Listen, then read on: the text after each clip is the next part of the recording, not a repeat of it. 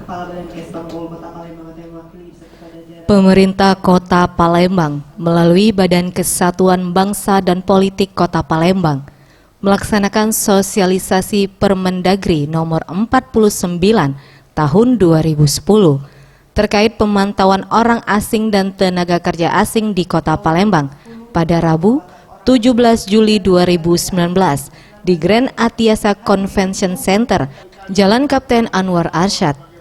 Kepala Bidang Badan Kesbang Pol Kota Palembang Heriwan Alaskan mengatakan, sosialisasi ini adalah upaya Badan Kesbang Pol Palembang untuk menjalankan amanah Permendagri nomor 49 tahun 2010 dalam rangka menjamin keamanan, stabilitas politik, kesatuan dan persatuan bangsa melalui pembentukan tim untuk melakukan pemantauan dan deteksi dini terhadap keberadaan orang asing yang dapat menimbulkan dampak negatif.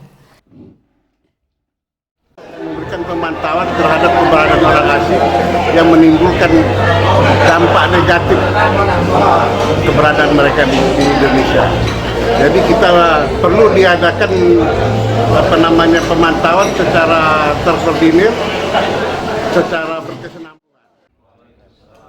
Sementara itu, staf ahli Wali Kota Palembang Altur Febriansyah mengatakan, beberapa hal perlu diperhatikan terhadap keberadaan orang asing di Palembang, yakni izin tinggal dan kepentingan, agar tidak terjadi penyalahgunaan izin.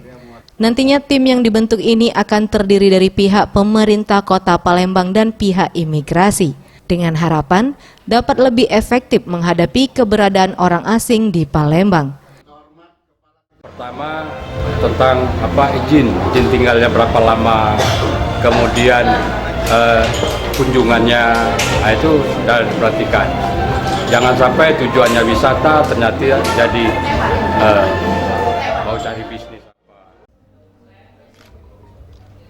Tim Liputan Sriwijaya TV.